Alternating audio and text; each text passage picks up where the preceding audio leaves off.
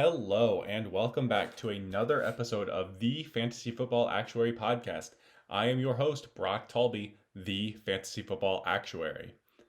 It is a Tuesday episode of the podcast, which means that we are starting with our Congratulate or Commiserate segment.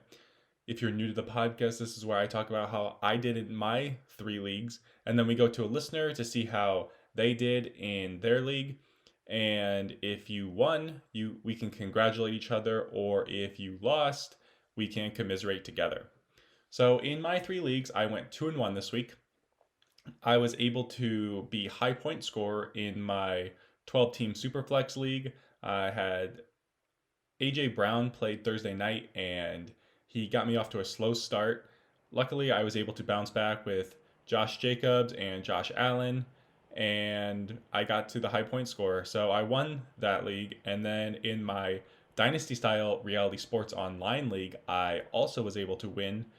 I was a little nervous because I was playing against the guy that has Russell Wilson. Lucky for me, it was a good matchup this week as Russell failed to score 10 points, which was surprising. So I ended up winning by like 30 points. It wasn't that close in the end, but his lineup looked a little scary at the beginning because of his Russell Wilson and Tyler Lockett's stack.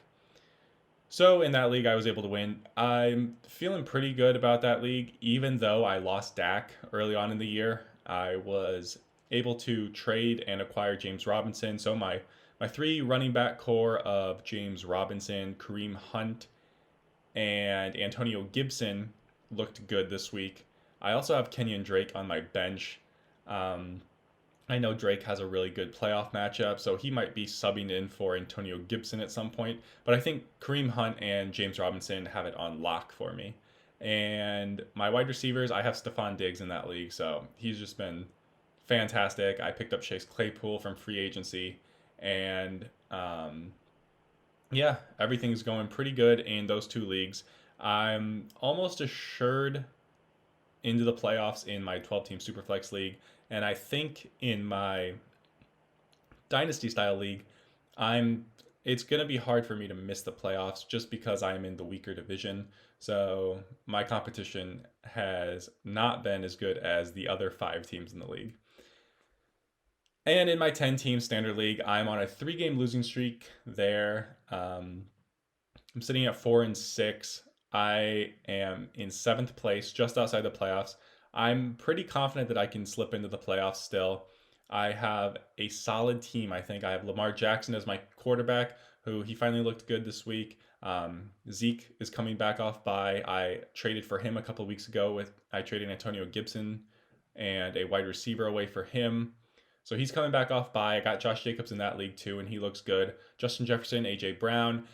And then I just acquired Ronald Jones yesterday in a trade. I traded Rob Gronkowski for Ronald Jones, coming off his career best game ever.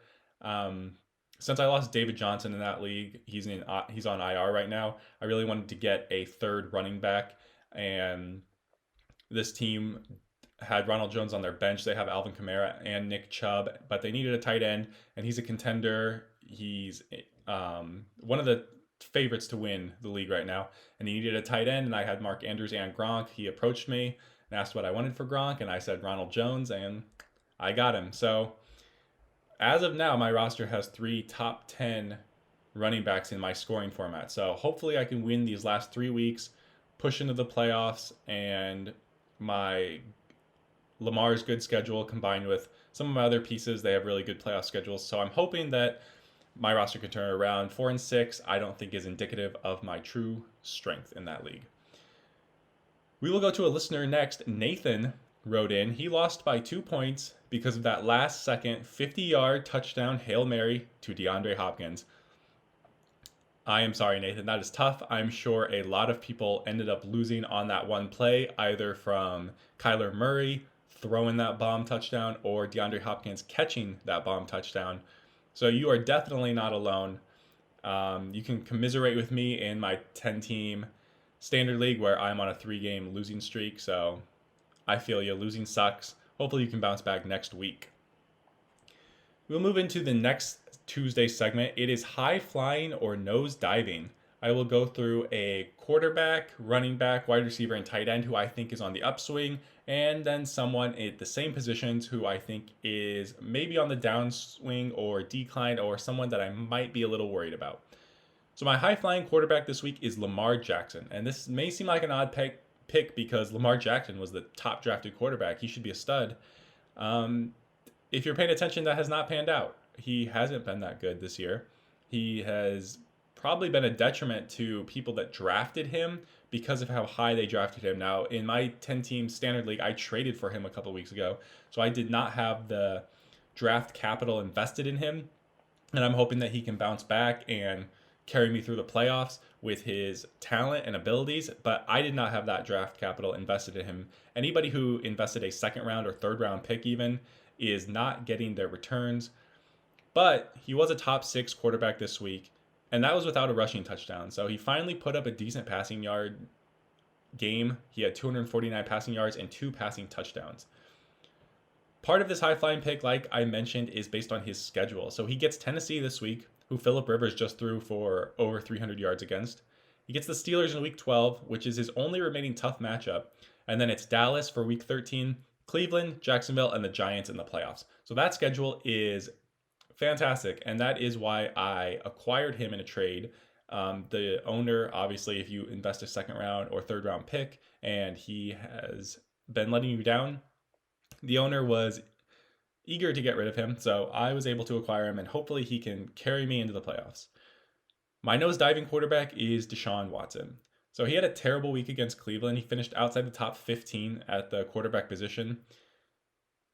But he has been on fire lately, and his upcoming schedule is the opposite of Lamar. So whereas Lamar has been struggling, but his schedule looks really good, Deshaun Watson has been tearing it up, but his schedule does not look very good. He has New England this coming week, and then he has Detroit, which is a solid matchup, followed by Indy, Chicago, and Indy. So he has a tough stretch leading into your playoffs, which may prevent him from those 25 to 30 point games that you've been seeing for the last few weeks before this Cleveland game, obviously. So Indy, Chicago, Indy is just an insane 3-game stretch. Chicago doesn't allow top 12 quarterbacks, hardly ever. Indy has been one of the best defenses on the league, or on the season in the league. So having those 3 games in a row is really going to limit your upside. And when you need points to get into the playoffs and to start your playoffs, I don't think Deshaun Watson is going to deliver those ceiling games that you need. My high flying running back is DeAndre Swift. He is part of the reason that I lost in that 10 team standard league. My opponent has Miles Sanders, Dalvin Cook, and he picked up DeAndre Swift from free agency like a month ago or so. So DeAndre Swift had 5 catches for 68 receiving yards and a touchdown to go with 16 rush attempts for 81 yards. Swift has played on 49 of 53 snaps and took 76% of the rushing carries. He gets Carolina and Houston next. So this past week was his first week as the official starter for Detroit, and he dominated, and now he gets Houston and Carolina. So he is a must start in fantasy moving forward, and I think the Lions are just going to keep using him. He's clearly, he has a lot more juice left than Adrian Peterson, and it seems that he's overcome the demons from that game-winning touchdown drop he had in week 1. I would feel confident starting DeAndre Swift going forward. My nose diving running back is Darrell Henderson. So fresh out of the bye week, the Rams were on bye last week. They came out of the bye this week and looked like they wanted to get Cam Akers more involved. He got Akers, the rookie, he didn't get a touchdown like Henderson and Malcolm Brown, but he did get 10 carries, which is a lot more than he had been getting. Akers was basically not involved at all for multiple weeks. So getting 10 carries, this just kind of turns the backfield into more of a 3-headed monster, and it kills Henderson and makes him rely on TDs rather than counting on those big yard games that you saw earlier on in the season. I don't think this is what you want. Unless you're an Akers dynasty owner, this is what you want to see. You want to see Akers getting more involved. But if you own Darrell Henderson and this is becoming more of a 3-way split, Henderson's going to lose a lot of value. So he's my nose diving running back this week. My high flying wide receiver is T. Higgins, another player that my opponent in my 10 team standard league had this week. So the rookie has been a contributor since day one, but he has just been fantastic the last 4 games. He went for over 100 yards again this past weekend against the Steelers, which is a tough matchup. So I would have been hesitant on T. Higgins, and it came out that the weather was going to be really bad. So I had my concerns about T. Higgins, but he went over 100 yards and he caught his 4th touchdown of the season. And like I said, that was all against the Steelers defense in a tough weather game.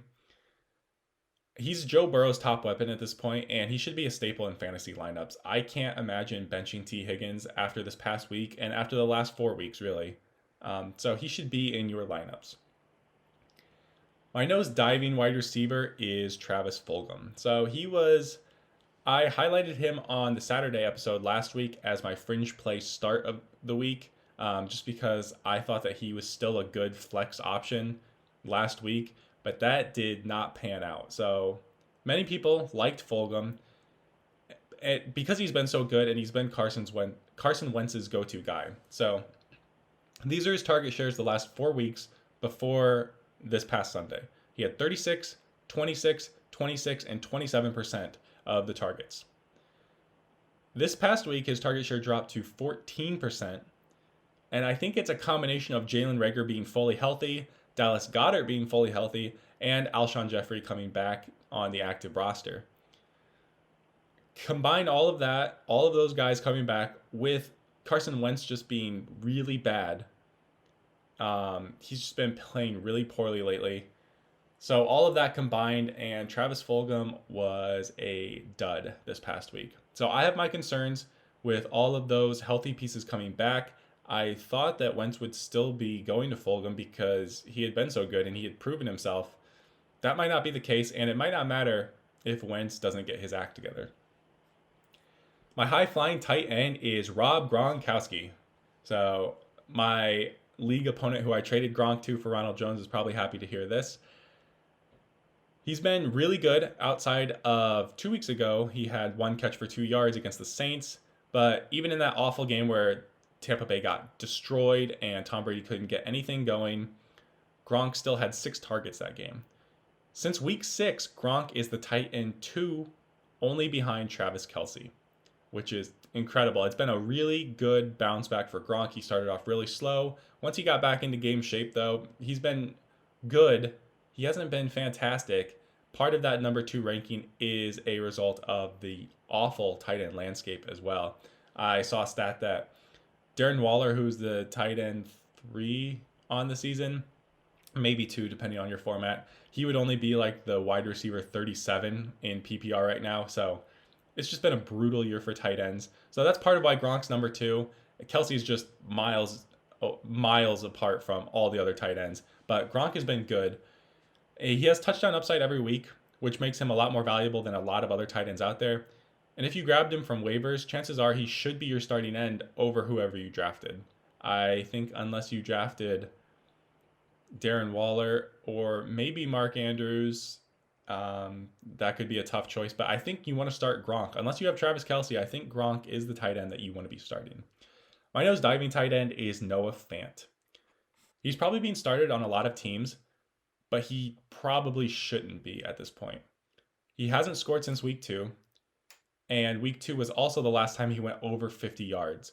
He had 3 catches for 18 yards this past week, which is essentially a 0 for your lineup, and you're basically just playing an empty space in your lineup. If you're rolling out Noah Fant the last couple weeks, you are basically just giving up the tight end position to your opponent. So I would not feel confident starting Noah Fant.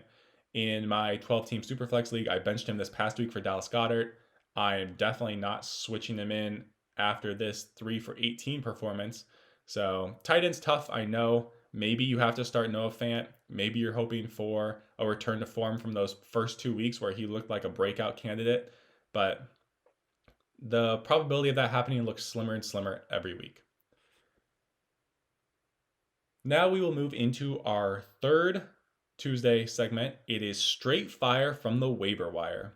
So I'm just going to give you some of my top targets at each position, how much fab I would spend on them, why I like them over other guys, and then give you some other options in case you don't have that much fab or you don't like that guy or you don't have priority and you can't pick him up. So my top target at running back this week is Kalen Ballage.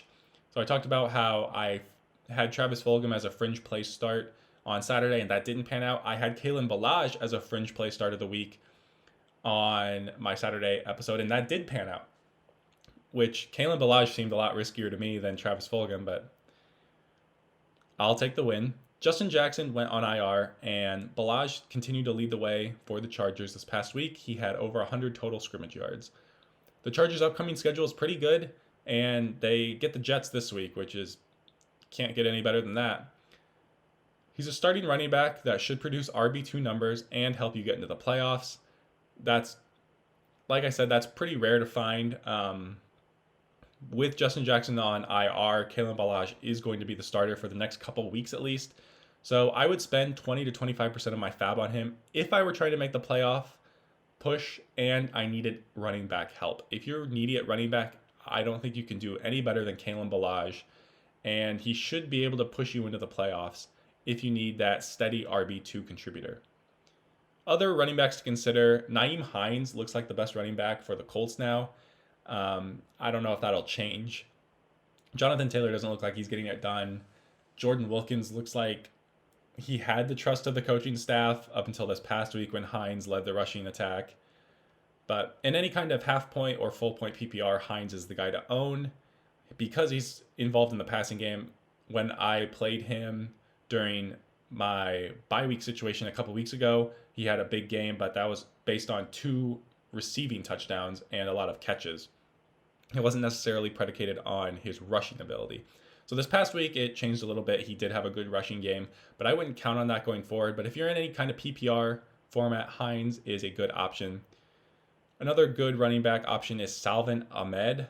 He's a decent pickup. He plays for the Dolphins, and he will be the starter until Myles Gaskin comes back from IR. So they released Jordan Howard, which just means Ahmed is the guy right now. You have at least 2 more weeks until Gaskins comes back from IR. And then my final running back I will highlight, Rex Burkhead becomes interesting if Damian Harris were to miss time. He got a little banged up in that game against the Ravens on Sunday night. He left the game with an injury in the 4th quarter, I believe. So if he ends up missing time, Rex Burkhead is a good option just because he's a decent runner and he's a good pass catching back. So he can be on the field for a lot more plays and offer a lot more versatility than, say, James White, who is basically just a pass catching back. My top wide receivers to grab are all the same from last week. It's Allen Lazard, Jacoby Myers, and Jalen Reagor. They all have pretty low ownage percentage, and Allen Lazard didn't get activated from IR this past week, so he actually didn't play. He might have been dropped by anybody who picked him up, so he could be out there. If he doesn't get activated by tomorrow, then he is done for the season, but it sounds like they're planning on activating him. He's been practicing since October 28th, so I would be really surprised if they did not activate Allen Lazard. And you saw what Marquez Valdez-Scantling has been doing with Aaron Rodgers in Lazard's absence. Hopefully Lazard can get back into that wide receiver 2 spot behind Devontae Adams. And because he's playing with Aaron Rodgers, he would be my top choice out of this group of 3, Lazard, Myers, and Reagor. I would put Lazard first, but I wouldn't spend any more than 5% on any of these guys. It's basically just pick who you want, pick what schedule you like, put a low bid on, and maybe they can help you in the coming weeks. Lazard, like I said, would be my favorite just because he's playing with Aaron Rodgers.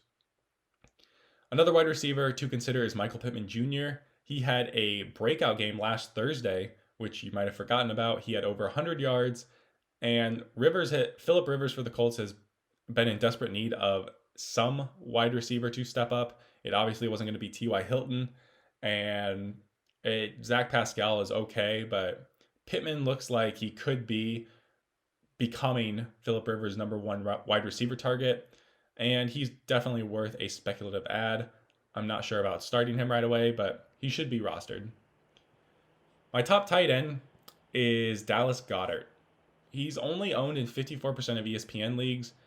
So you could get a starting tight end that has shown he can be really good, even though it's been a slow start coming back off IR. And I know it's been a slow start because I played him in my 12-team Superflex league. He was better than Noah Fant, so I made the right call, but there's not really a good choice in that situation right now. Hopefully Goddard can turn it around, but if Wentz doesn't start performing better, Goddard might not be that good of a tight end. But since the position is so bad right now, I think he's got to be your top target. If he's available in your league, I would go and get him. I saw a stat that 7 kickers outscored the top tight end this past week. So that just gives you, obviously Kelsey was on bye, so that's why this happened. That just gives you an idea of how rough it is at tight end right now, that kickers are consistently scoring more than them. And like I mentioned earlier, Darren Waller, who's the tight end 2 or 3 on the season, depending on format, would only be the wide receiver 37. It's rough out there. If Dallas Goedert is available, I would definitely take the shot on him. Probably not more than 5 to 10% of your fab, depending on your tight end situation and depending on how needy the other teams in your league appear to be at the position. Other tight ends to consider outside of Goddard, Logan Thomas, he had a good game with Alex Smith. It was Alex Smith's first start, and Thomas went over 60 yards. So he could be interesting. He's definitely better than Dwayne Haskins, so that should help Thomas. Taysom Hill, this is a weird one. Drew Brees got hurt, and he's expected to be out for 2 to 3 weeks.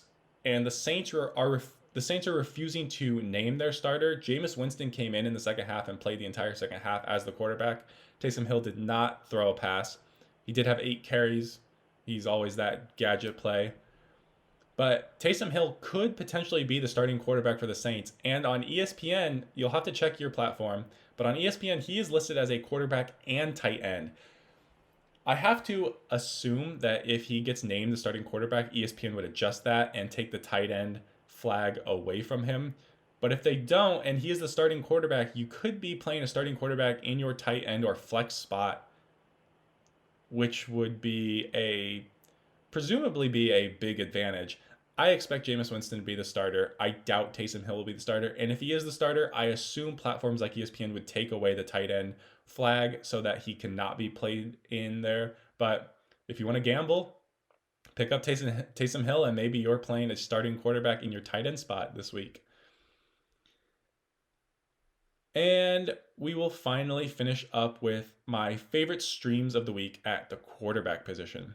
So my favorite stream this week, we saw him on Monday Night Football last night, and he did well against a tough Chicago defense, and it's Kirk Cousins, and he gets to play Dallas. What a fantastic matchup. He looked pretty good on Monday Night Football. He had 2 touchdown passes, both to Thielen. He went close to 300 yards. He has a really high completion percentage, and Justin Jefferson looks like a stud. So Kirk Cousins against Dallas, yes, I will start Kirk Cousins.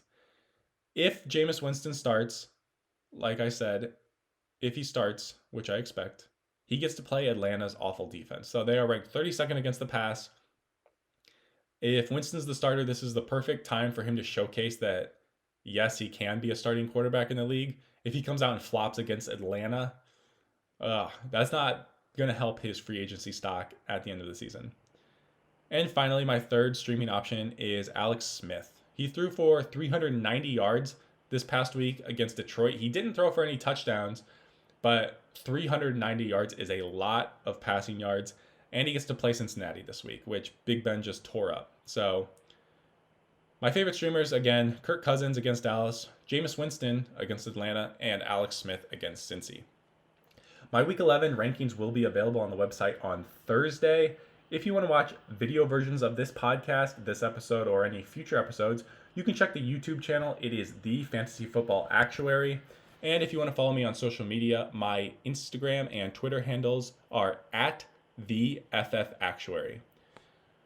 That will conclude this Tuesday episode. Hopefully you had a successful weekend. Hopefully you're prepping for the playoffs. If not, hopefully you're still in contention and you have 3 more weeks to get the job done and push into the playoffs. I will be here to help you along the way. So until Saturday, keep crunching those numbers.